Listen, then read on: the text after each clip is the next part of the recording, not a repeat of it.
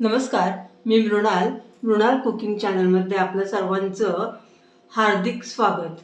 आज मी कांद्याची पात आणली आहे आणि तिचे 2 पदार्थ करणार आहे. पहिला पदार्थ आहे पातीची पचडी आणि दुसरा पदार्थ आहे पातीची भाजी. मी यातली थोडी पात एका भांड्यामध्ये काढून घेते आहे. कांद्याची पात अशी असती.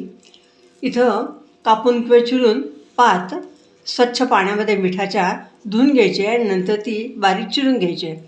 हे ज्या कांदे आहेत त्यांचे साल सोडून आपण कांदे सोलून घेतलेत आणि ते बारीक चिरून घेतले. तुम्ही उभे आडवे कसेही चिरू शकता. पचडीमध्ये मी चवीप्रमाणे मीठ घालते आहे. थोडीशी साखर घातलेली आहे. 2 चमचे ओल्या खोबऱ्याचा चव घातलेला आहे. जाडसर खलबत्त्यात कुटून घेतलेलं शेंगदाण्याचं कूट 2 चमचे घालते आहे. अर्ध लिंबू पिळून घेतलेलं आहे. लिंबाचा रस कमी आहे म्हणून मी अजून अर्ध लिंबू पिळून घेते आहे. पचडी एकत्र करून घेते आहे.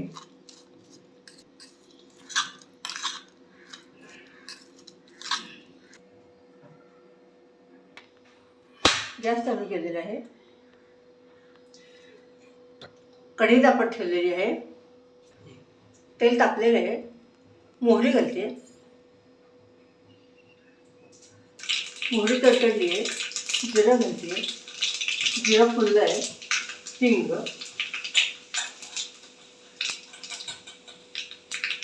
हळद घातली आहे. ही फोडणी तुम्ही आधी करून घेतली तरी चालेल, म्हणजे ती गार होते.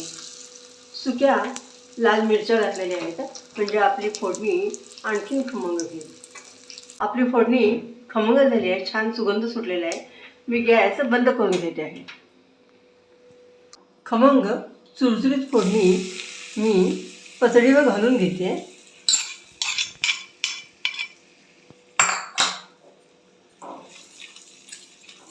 पचडी एकजीव करून घेते.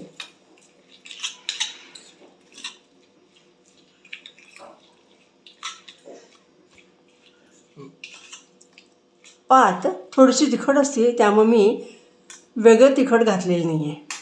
आता मी याच्यामध्ये तीळ, भोपळ्याच्या बिया, टरबूजाच्या बिया, सूर्यफुलाच्या बिया घालून घेते आहे.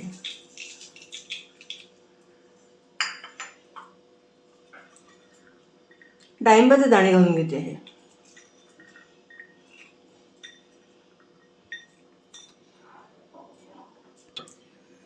डाळिंब एरवी नुसतं खाल्लं जात नाही, तसेच तेलबिया पण नुसतं खाल्ल्या जात नाहीत म्हणून मुद्दामून मी त्याचा वापर पचडीमध्ये केला आहे. तुम्ही अशा प्रकारची पचडी नक्कीच करून बघा आणि अभिप्राय कळवा.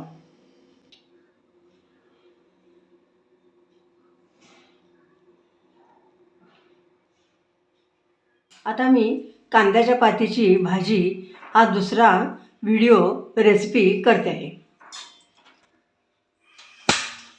गॅस चालू केला आहे. कढई तापत ठेवलेली आहे.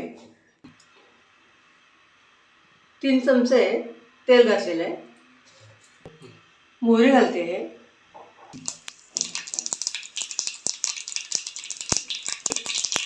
फोडणी छान तडतडली आहे. मी ह्याच्यामध्ये अर्धा चमचा जिरं घालते आहे. हिंग घालून घेते आहे. हळद घालते आहे. फोडणी छान ढवळून घेते आहे.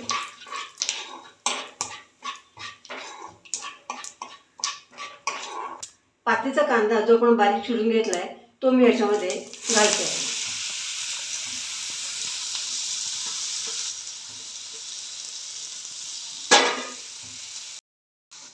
ह्या पातीच्या कांद्याची, नुसत्या कांद्याची भाजी पण छान होते. आत्ता जसा मी फोडणीत कांदा घातला आहे ना, तसा कांदा तुम्ही उभा चिरा, आडवा चिरा, कसा पण चिरा, फोडणीत टाकायचा. त्यात नुसतं मीठ तिखट घालायचं आणि कांदा शिजल्यावर त्याला बेसन पीठ लावायचं. भाजी एकदम खमंग होती. चवेला इतकी छान होती. तुम्ही नक्कीच करून बघा.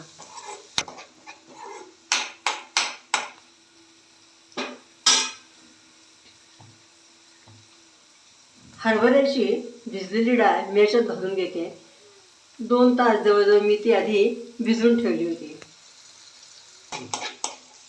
डाळ आणखीन कांदा आपण एकत्र परतून घेऊया.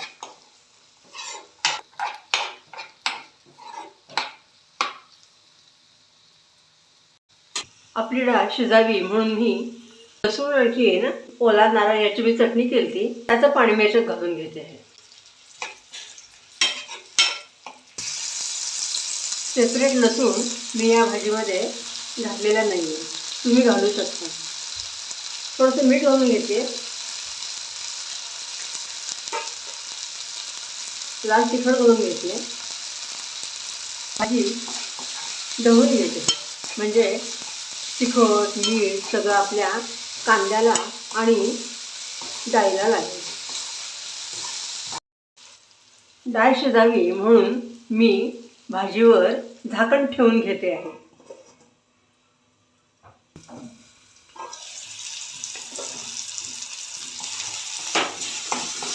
आपली डाळ आता जवळजवळ शिजत आलेली आहे. पात मी घालून घेते आहे. आपण या भाजीमध्ये हरभऱ्याची भिजवलेली डाळ घातली आहे. त्याच्याऐवजी तुम्ही कच्चे शेंगदाणे घालून भाजी परतून घेऊन त्याला बेसन पीठ लावू शकता. ती पण भाजी म्हणजे गोळा भाजी खूप छान लागते. भाजी आपली जवळजवळ शिजत आलेली आहे. या भाजीमध्ये मी 2 चमचे शेंगदाण्याचं जाडसर कूट घातलेलं आहे. भाजीवर मी 1 मिनिटासाठी झाकण ठेवून घेते आहे. 1 मिनिट झालेलं आहे. मी झाकण काढून घेते आहे. हे बघा, आपली भाजी छान तयार झालेली आहे. ही भाजी विशेषतः बाजरीच्या भाकरीवर जास्त चांगली लागते. मी हिचं आता प्लेटिंग करून घेते आहे.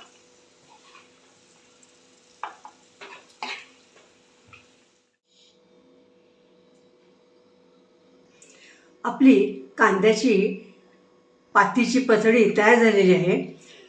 आपल्या जेवणामध्ये कच्चे पदार्थ पण थोडे जाणे आवश्यक असतं. त्यामुळं अशा प्रकारची पचडी नक्की करून बघा. तसेच डाळ घालून कांद्याच्या पातीची भाजी केलेली आहे. दोन्ही रेसिपी तुम्हाला कशा वाटल्या ते मला नक्की कळवा. रेसिपी आवडल्यास लाईक, शेअर, सबस्क्राईब करा. तुमचा अभिप्राय कळवा. परत असे नवीन पदार्थ घेऊन आम्ही येणारच आहोत. तोपर्यंत स्वस्थ राहा, आनंदी राहा. धन्यवाद.